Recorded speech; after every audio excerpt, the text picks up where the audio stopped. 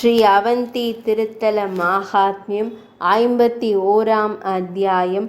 அமிர்தோத்பவா என்ற பெயரின் தோற்றம்.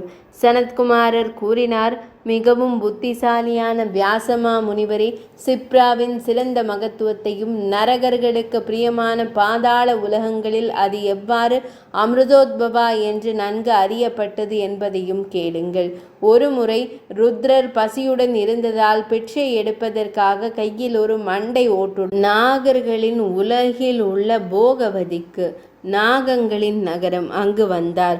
ஒவ்வொரு இல்லத்திலும் அவர் எனக்கு பிட்சை கொடுங்கள் என்ற பரிதாபகரமான வார்த்தைகளை மீண்டும் கூறினார். பசித்த துர்ஜடிக்கு யாரும் பிட்சை கொடுக்கவில்லை. பின்னர் திரிசூலத்தை ஏந்திய இறைவன் மிகவும் கோபமடைந்தார். பசியால் மேலும் மேலும் துன்பப்பட அவரது விழிகள் சிவந்தன. முழு நகரத்தையும் சுற்றி திரிந்த பின்னர் அவர் மெதுவாக அதிலிருந்து வெளியே வந்தார். அனைத்து ஆன்மாக்களின் தோற்றத்திற்கு மூலமான பகவான் சம்புமூர்த்தி நாகலோகத்திற்கு ஏற்றவாறு பாதுகாப்பின் மூலம் பியூஷ அமிர்தம் 21 ஆழமான குழிகள், குண்டங்கள் இருந்த இடத்திற்கு சென்றார். சங்கரர் தனது விழிகள் வழியாக பியூஷத்தின் முழு அளவையும் உறிஞ்சினார். பியூஷ குழிகளை காலி செய்த பின்னர் அவர் எழுந்தார். பின்னர் நாகர்களின் முழு உலகமும் நடுங்கியது. இது யாருடைய செயல்? என்ன நிகழ்ந்தது? அமிர்தன் ஏன் இவ்வாறு இங்கிருந்து மறைந்து விட்டது? இவ்வாறு கூறி வாசுகியை தலைவராக கொண்ட அனைத்து நாகர்களும் ஒரு பெரிய தவறிய செயலை சந்தேகித்து நகரத்திலிருந்து வெளியே வந்தனர். நாம் என்ன செய்வது? எங்கு செல்வது? இந்த கொடூரமான நகைச்சுவையை யார் செய்தது? நமது வாழ்வாதாரமான நமது சிறந்த அமிர்தத்தையே பறித்து கொள்ளும் அளவிற்கு யார் கோபம் அடைந்தார்கள்?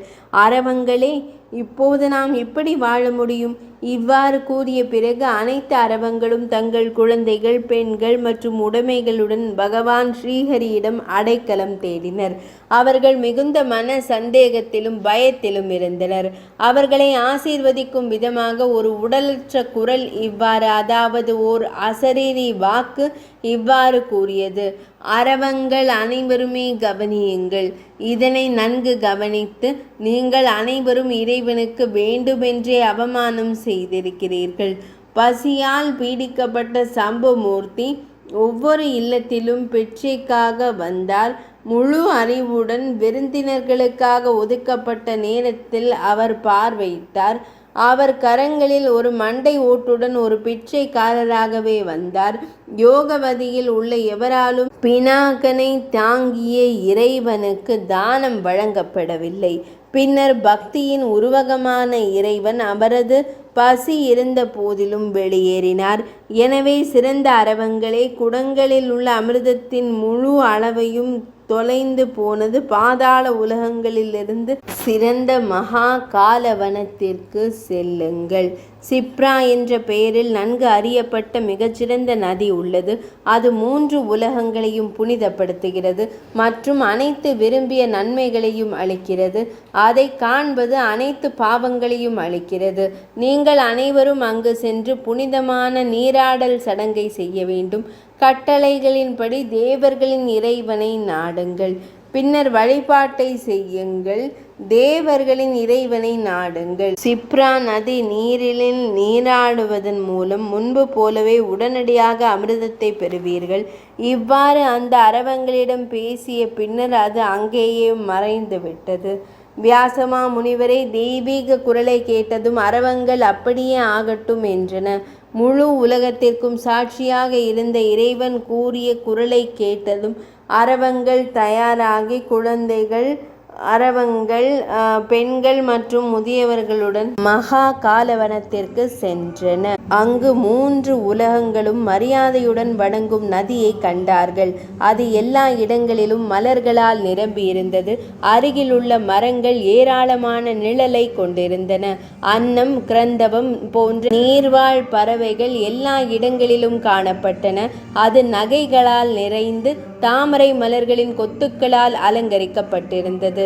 விடியற் காலையிலும் சாயங்கால பொழுதிலும் கரையில் அமர்ந்திருக்கும் பிராமணர்கள் அந்தி வேளையில் பிரார்த்தனைகளில் ஈடுபட்டிருந்தனர். அதேபோல் பிருகு மற்றும் அங்கிரச முனிவர்கள் தலைமையிலான புகழ்பெற்ற முனிவர்கள், கந்தர்வர்கள், நாரத மாமுனிவர் மற்றும் தூய மன நாட்டம் கொண்ட பிற தேவலோக முனிவர்கள், வசுக்கள், ஆதித்யர்கள், அஸ்வினி குமாரர்கள், மருத்துக்கள், ருத்ரர்கள், சாத்தியர்கள், தேவர்கள் மற்றும் பித்ருக்கள் ஆகியோர் அந்தி வேளையில் வழிபாட்டிற்காக மிகுந்த செறிவுடன் சிப்ரா நதியை நாடினர். முனிவர்களின் மனைவிகள், மிகவும் அதிர்ஷ்டசாலி தேவர்கள் மற்றும் அப்சர பெண்கள், உன்னதமான மற்றும் கற்புமிக்க பெண்களும் தங்கள் கணவர்களுடன் அங்கு இருந்தனர். அனைத்து சாதிகள் மற்றும் வாழ்க்கை நிலைகளை சேர்ந்த மக்களும் வழிபாட்டில் ஈடுபட்டனர். அவர்கள் நல்ல நடத்தை கொண்டவர்கள், முக்தியின் பாதையில் பயணிக்கும் துறவி மன்னர்கள், சித்தர்கள், யோகேஸ்வரர்கள், கடுமையான புனித விரதங்கள் மற்றும் கட்டுப்பாடுகளில் அமைதியான துறவிகள், உலகில் பல்வேறு பகுதிகளிலிருந்து வந்த யாத்ரீகர்கள் அனைவரும் அங்கு கூடியிருந்தனர். ஆண்கள் மற்றும் பெண்கள் அனைவரும் அவர்கள் சிப்ரா நதிக்கரையில் அமர்ந்திருந்தனர். அங்கு அவர்கள் பல்வேறு மத சடங்குகளை செய்து எல்லா வகையான மகத்தான பரிசுகள், வியாசமா முனிவரே, அத்தகைய இயற்கையின் 3 உலகங்களாலும் மதிக்கப்பட்டு மிகவும் மதிக்கப்படும் அமிர்த நதியை கண்டு அனைத்து நாகர்களும் மிகவும் மகிழ்ச்சி அடைந்தனர். புனித நீராடல், கொடைகள் வழங்குதல் போன்ற வழக்கமான சடங்குகளை செய்த பிறகு சிறந்த அரவங்கள் மகாதேவரை அணுகின. அனைத்து பக்தியுள்ள சிறந்த அரவங்களும் வேத கட்டளைப்படி வணங்கப்பட்டன.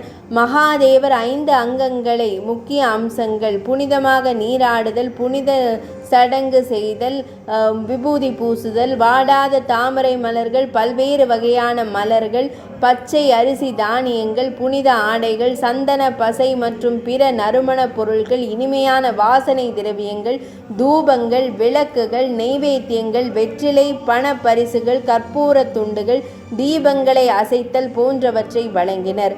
பின்னர் சுதாவை விரும்பும் உரகர்கள் தங்கள் பிரார்த்தனைகளை தொடங்கினர். அரவங்கள் கூறின: பாம்புகளின் பிரார்த்தனை.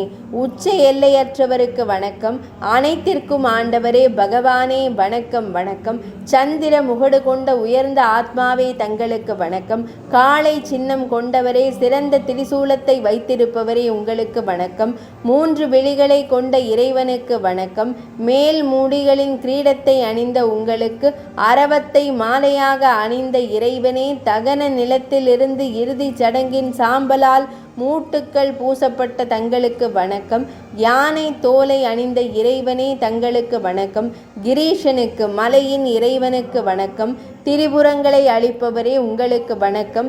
ஸ்மிருத்தை கொன்றவரே உங்களுக்கு வணக்கம்.